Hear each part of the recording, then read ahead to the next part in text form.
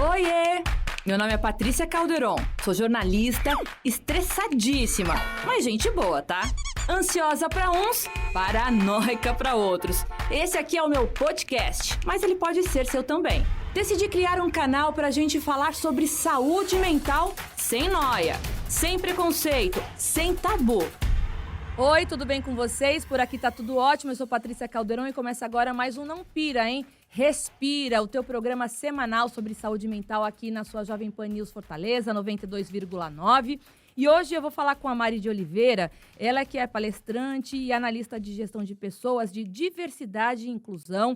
Ela que é mãe do Dudu de 11 anos. A Mari tem uma história linda de superação, porque por alguns anos ela acompanhou o filho dela na ACD, que tratava uma má formação na coluna.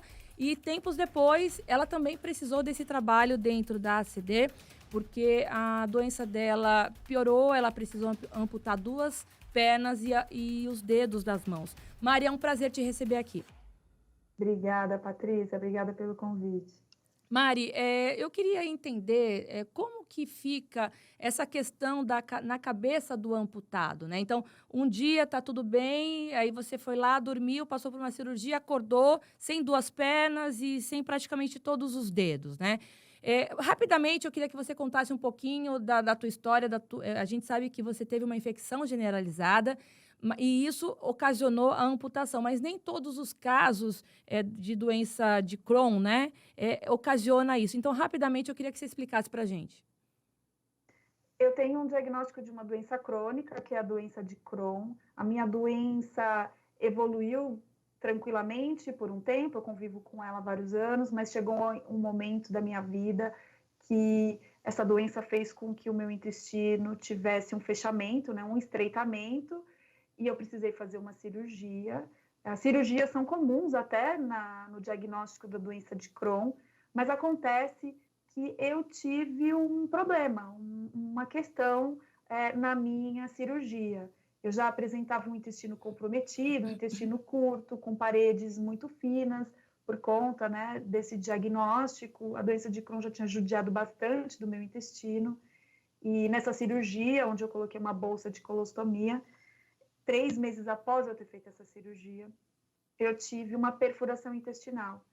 E foi essa perfuração intestinal que fez com que eu tivesse um agravamento do meu estado de saúde geral. Então, essa infecção, essa perfuração intestinal fez com que eu tivesse uma infecção generalizada. A infecção generalizada foi o colapso no meu corpo, onde eu tive as amputações. E a gente fala que as infecções, elas ocorrem justamente nas extremidades do corpo, né? Então, no seu caso, você teve a amputação de 2 pernas e dos dedos. E como que foi isso psicologicamente para você, né? Você tendo que cuidar de uma criança, né, do Dudu, de 11 anos, que tem uma má formação na coluna, foi diagnosticado ainda no útero. Você acompanhava ele na ACD. Como foi para você, psicologicamente falando, quando você também passou a ser paciente ACD, né? Como que é acordar sem 2 pernas, sem os dedos? Como que foi isso na tua cabeça, Mari? Quando eu tive a infecção generalizada, o Dudu já tinha 8 anos. Por sorte, ele já estava de alta da ACD, já estava reabilitado, já estava bem adaptado à má formação dele, então ele já andava com o uso de órteses, já estava adaptado à vida escolar dele, então ele já tinha uma rotina assim bastante preenchida. E quando eu já tinha muita informação também.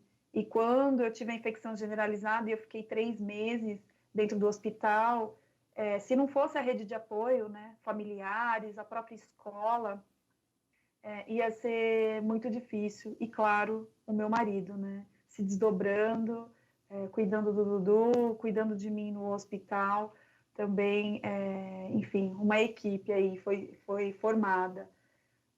Quando eu acordei do coma, eu ainda tinha os pés e as mãos. Então, foi um pedido até do meu marido para que eu não acordasse já com as amputações. E, por sorte, deu tempo, realmente eles diminuíram os anestésicos, eu estava respondendo bem a uma sessão de hemodiálise que estava fazendo, eu acordei e pude entender, né, ao longo dos dias o processo e conversar com os médicos, porque eu me mantive bastante consciente durante o meu processo a respeito das amputações. Decidi, né, pelas amputações das pernas, a altura que eu queria, a altura que eu achava mais prudente para que eu tivesse autonomia para voltar a andar. Mas tudo isso graças às informações que eu tive reabilitando meu filho dentro da ACD e convivendo com outras pessoas com deficiência e vendo a reabilitação delas lá. Agora, em algum momento veio aquele momento da não aceitação, da revolta, de falar, meu Deus do céu, como que eu vou fazer agora, né? Como que eu vou pentear meu cabelo, como que eu vou escovar os dentes, como que eu vou me maquiar? Você que é uma mulher super vaidosa, eu vi um vídeo seu que você gosta de se maquiar, você gosta de se pentear, gosta de escrever, e você acordou sem os dedos praticamente, né? Quem está acompanhando a gente pelo YouTube, até você explicou que em uma das mãos você tem pedacinhos só dos seus dedos, né, Mari? Me conta como que é essa anatomia agora das suas mãos. Na mão esquerda só sobrou um pouquinho de palma e nenhum dedo, mas essa mão é ótima para passar creme, perfeita para passar base. E a minha mão direita, que eu sou destra mesmo, então sobrou alguns cotinhos de dedo que me dão muita autonomia hoje, porque eu tenho função de escrever, consigo me maquiar, tomar banho sozinha, escovar meus dentes, digitar no computador. Enfim, ela me possibilita muitas funções. Se não fosse as mãos e os dedos e o que eu tenho de dedos, eu iria provavelmente usar uma prótese e ia aprender com a prótese de mão a me adequar. Aí eu perguntei sobre a revolta, isso.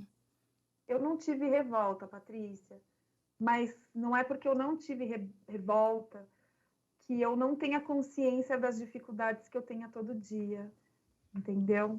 Mas eu não tive aquele momento de gritar, espernear ou de chorar compulsivamente pelo que estava acontecendo comigo. Eu queria viver, independente de como fosse.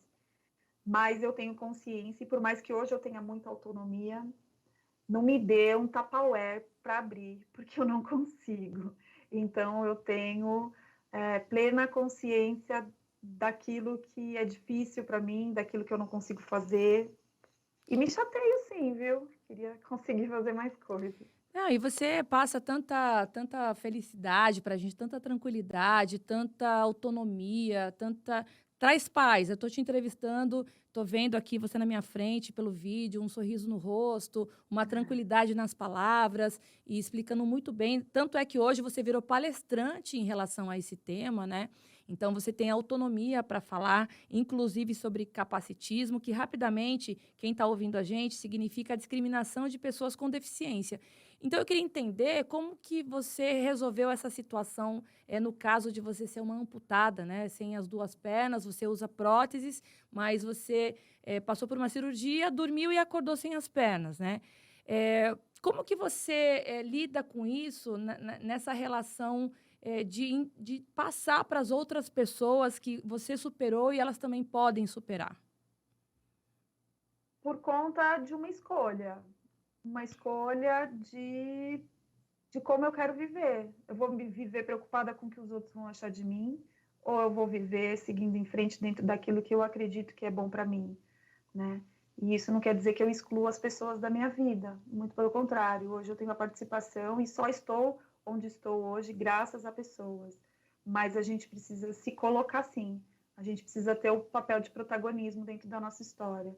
A gente vai conseguir atingir algumas pessoas, e colocando para elas o que é o capacitismo, o que é chato, o que é ruim, o que não se deve fazer em relação à pessoa com deficiência. Mas a gente não vai conseguir atingir a todos. Então, a gente vai ter que enfrentar a sociedade capacitista, mostrando os nossos corpos. Claro que com bastante dificuldade, né? Porque a acessibilidade de arquitetura é bastante complicada, mas aonde a gente consegue transpor a acessibilidade, a gente está lá, enfrentando, mostrando nossos corpos. E antes de encerrar, eu queria parabenizar o trabalho, inclusive, que a Mari faz no Hospital Santa Catarina, em São Paulo, na Avenida Paulista. É um hospital por onde ela recebeu um tratamento lá da doença, né, que ela tratava, que é a doença de Crohn. E ela sempre tão autônoma, tão tão de bem com a vida, mesmo com todas as dificuldades, tendo que cuidar de um filho com deficiência, né, que é o Dudu, de 11 anos, mas que é uma criança saudável, linda, brinca, corre, e com as limitações, mas está tudo ok, ele está lá na ACD, e a ACD tem um trabalho incrível. E hoje a Mari, ela é palestrante para poder justamente tratar desses assuntos dentro do hospital e levar esse astral para outras pessoas precisando dela, né? Porque eu imagino que diariamente no hospital, cada dia você conhece uma historinha, né? E você poder estar lá contando a tua história e falar assim, olha, segura aqui na minha mão que vai dar tudo certo. Acho que isso deve ser incrível. Mari, muito obrigada pela tua participação, viu? Obrigada a você, Patrícia. Contem comigo, é um prazer poder contar essa história, um prazer enorme também poder falar do que a ACD fez por mim, e hoje falar do meu trabalho também é motivo de muito orgulho. Obrigada. O Não Pira e Respira fica por aqui, mas a gente se vê semana que vem com mais um assunto sobre saúde mental. Então, se você tiver uma pauta interessante, manda aqui pra gente, que a gente joga aqui na nossa roda de conversa. A gente se vê sexta-feira que vem. Tchau!